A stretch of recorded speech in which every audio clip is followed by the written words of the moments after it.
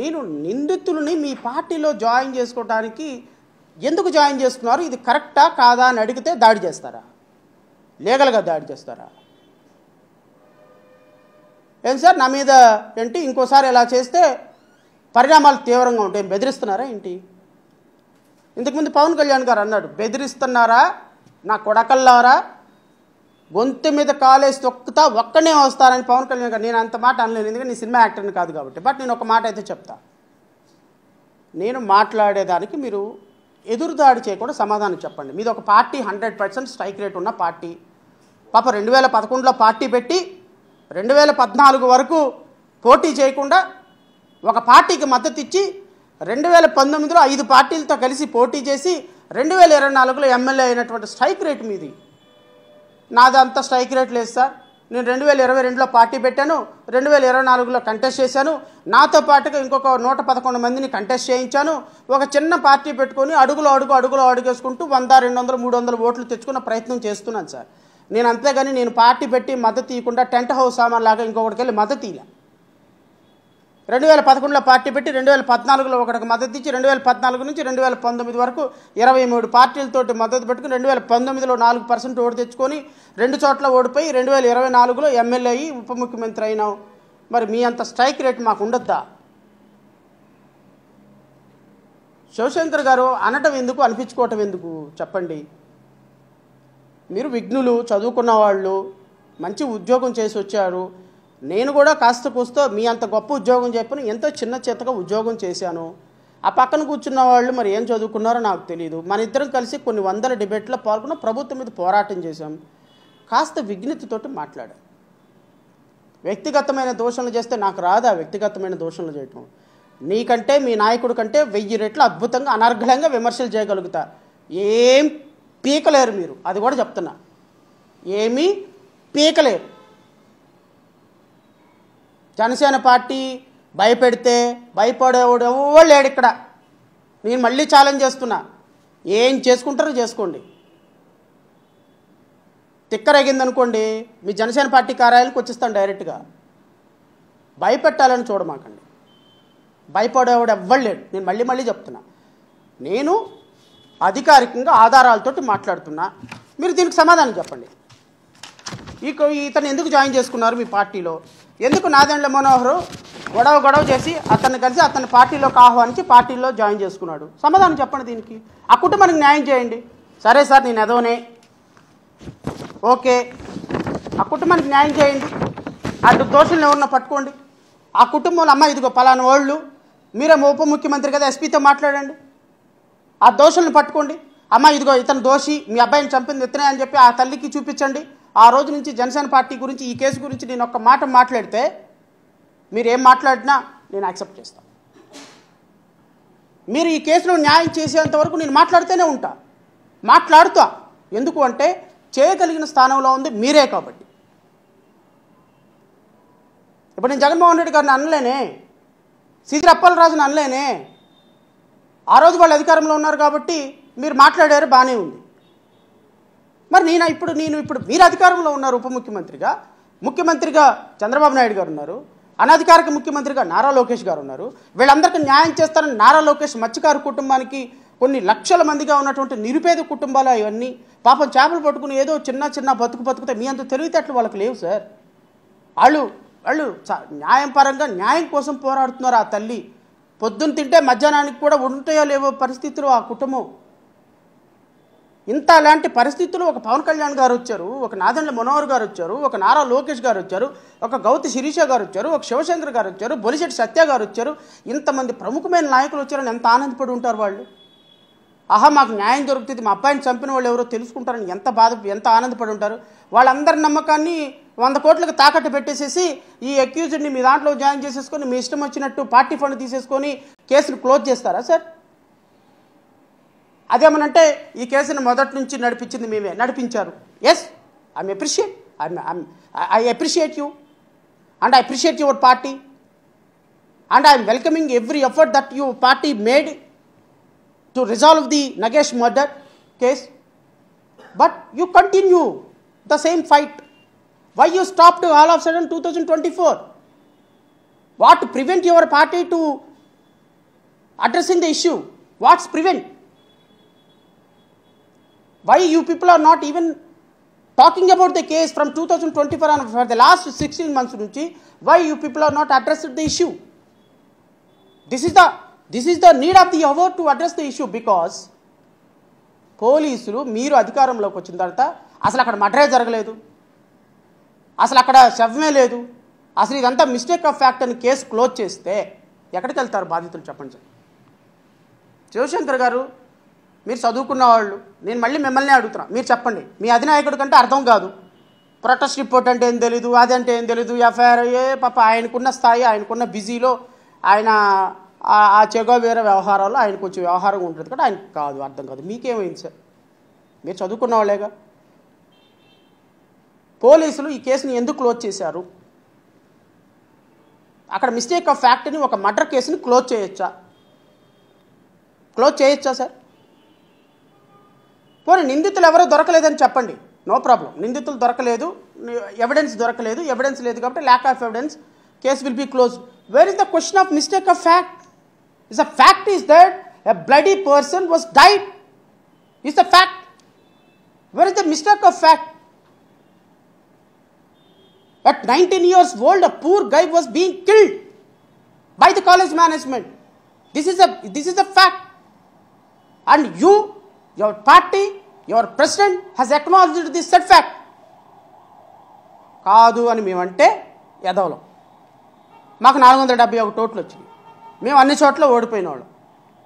మేము సూట్లు వేసుకొని, అద్దెకు తీసుకొచ్చిన సూట్లు వేసుకొని వాళ్ళ దగ్గర వీళ్ళ దగ్గర ప్యాకేజీల కోసం మాట్లాడతాం. మీరు మాత్రం తెల్ల చొక్కా తెల్ల ప్యాంట్ వేసుకొని బాధితుల దగ్గరికి వెళ్ళి ఆహా ఓహో అని చెప్పి సినిమా స్టంట్లు చేసి 4 రోజుల తర్వాత పోరాటం చేసి బయటకు వచ్చి నిందితులను మీ పార్టీలో జాయిన్ చేసుకొని చక్కగా అద్భుతంగా ఒక 10 కోట్లు 20 కోట్లు 100 కోట్లు తీసుకొని పార్టీ అకౌంట్లో వేసుకుంటే మీరు సత్యరిచితులు, మీరు నీతిమంతులు. ఇది కానీ ఎందుకంటే మీ అంత తెలివితేటలు మాకు లేవు కదా సార్. మీ అంత తెలివితేటలు మాకుంటే ఎప్పుడో సుగాలి ప్రీతి కేసుని అమ్మేద్దాం మీకులాగే.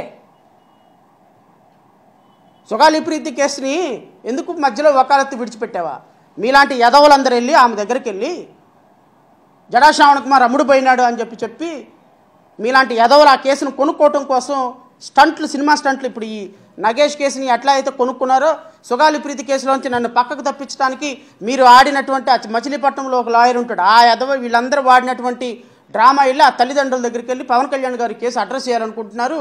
జడా శ్రావణ్ కుమార్ పక్కకి వెళ్ళాలి అంటే జడా శ్రావణ్ కుమార్ మీద బురద చల్లాలి. జడా శ్రావణ్ కుమార్ 10 కోట్లు తీసుకున్నాడు, 20 కోట్లు తీసుకున్నాడు, 25 లక్షలు తీసుకున్నాడు. ఆ తల్లికి అబద్ధాలు చెప్పి ఆ తల్లిని నా మీద గుసిగొలిపి ఆ కేసు నాకు నమ్మకం లేదండి మీ మీద అంటే నేను కేసు చేయమంటారా? ఒక లాయర్ దగ్గరికి ఒక క్లయింట్ వచ్చి సార్ మీ మీద నాకు నమ్మకం లేదు, మా కేసుని మీరు వాదించడం మాకు ఇష్టం లేదు అంటే లేదు నేనే వాదిస్తానని చెప్పమంటారా? కామన్ సెన్స్ ఉందా నీకేమైనా? ఎందుకు వదిలేసావు మధ్యలో కేసు? ఎస్ వదిలేసా, నిజాయితీ కాబట్టి వదిలేసా.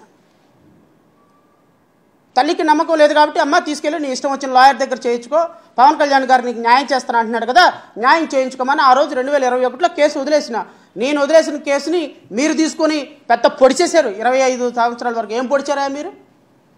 నా దగ్గర నుంచి కేసు తీసుకొని 4 సంవత్సరాలు 5 సంవత్సరాలు అయింది. ఏం పొడిచేశారు మీరు? మీ పార్టీ ఏం పొడిచేసింది? ఆ తల్లికి ఏం న్యాయం చేసింది? వీటికి ఆన్సర్ చేయండి ముందు. నగేష్ కేసులో మొబైల్ నగేష్ కేసులో మేమే కేసులు వేసాం. ఏం పీకేఆర్ కేసులు వేసి చివరికి ఏం పీకేఆర్ అంటే ఈ కేసుని క్లోజ్ చేస్తూ పోలీసులు ఛార్జ్షీట్ వేస్తే మెజిస్ట్రేట్ పిచ్చి వేషాలు మాకండి, ఆ కేసు రీఓపెన్ చేయండి, రీఓపెన్ చేసి ఆ కేసుని ఇమ్మీడియట్గా మళ్ళీ కేసుని రీఇన్వెస్టిగేషన్ చేసి ఎవ్రీ వీక్ ఇన్వెస్టిగేషన్ రిపోర్ట్ నాకు సబ్మిట్ చేయమంటే వీళ్ళు చూడండి సార్ 17/10/2025 మొన్న ఒక 10 రోజుల క్రితం రిపోర్ట్ ఏమైనా సార్ చూడండి. With due respect, I humbly submit that I have completed the investigation in this case and forwarded the CD file to the legal advisor for opinion on the investigation. Soon after receipt of the opinion, I will proceed further.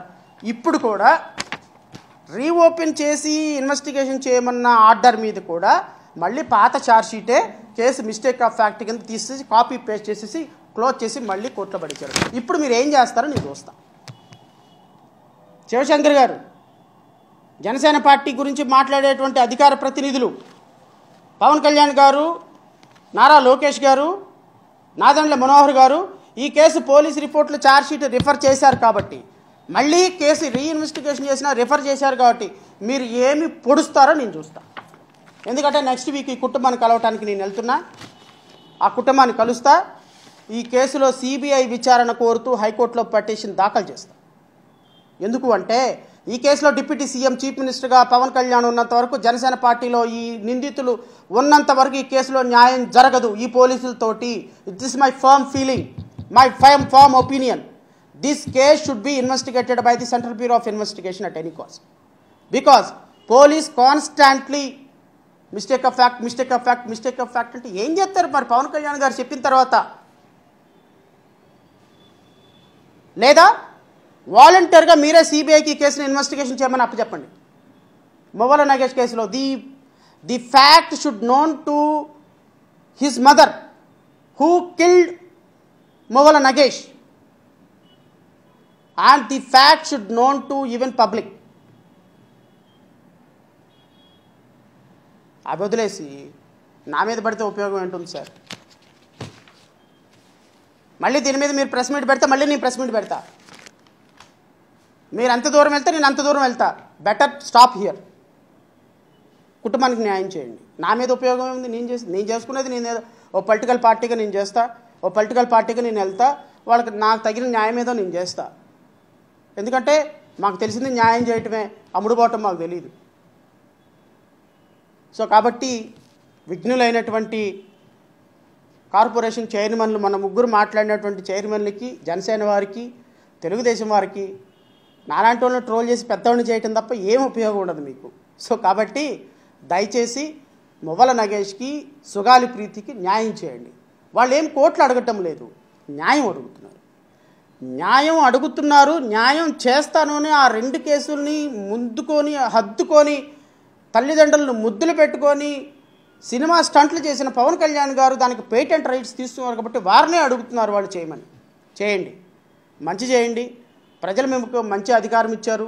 ఆ అధికారాన్ని ఉపయోగించుకొని మళ్ళీ అధికారంలో రావడానికి ప్రయత్నం చేయండి. కానీ చేపలు చీట్లు పట్టుకొని మళ్ళీ అధికారంలో ఓట్లు అడగడానికి వస్తే ఎగబడేటట్టు చేసుకోమాకండి. ఎందుకంటే అఫ్కోర్స్ రోజుకు 5 కోట్లు తీసుకుంటున్నారు, నెలకి 150 కోట్లు తీసుకుంటున్నారు అనగానే గోల.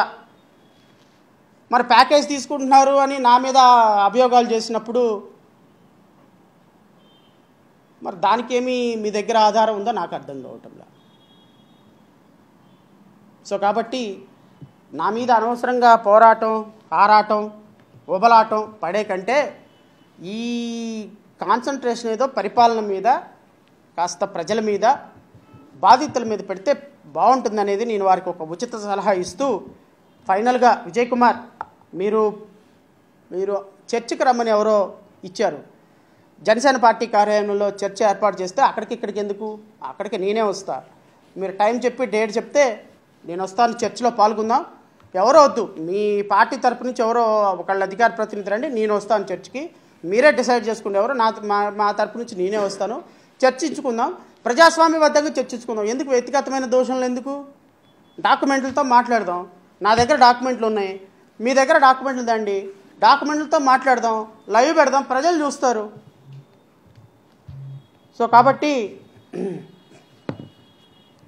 రాష్ట్ర ప్రజలు ఇలాంటివన్నీ మాట్లాడే మాటలు రాష్ట్ర ప్రజలు ఒకసారి ఆలోచించమని, ప్రజల్ని ఈ విధంగా మోసం చేసి అధికారంలోకి వచ్చి ప్రజలను వంచేటువంటి పార్టీలని, నాయకుల్ని నమ్మొద్దు అని, సినిమా స్టార్లుగా, రీల్ స్టార్లుగా ఉన్నవాళ్ళు రియల్ స్టార్లమని అబద్ధాలు చెప్పి ఓట్లు వేయించుకొని ఈరోజు ప్రజల యొక్క మనోభావాల్ని, ప్రజల ఎమోషన్స్తో ఆడుకునేటువంటి వ్యక్తుల్ని ప్రజాస్వామ్యం నుంచి తరిమి కొట్టాలని కోరుకుంటూ ఇచ్చేసినటువంటి మీడియా సోదరులకి నమస్కారాలు తెలియజేసుకుంటూ జై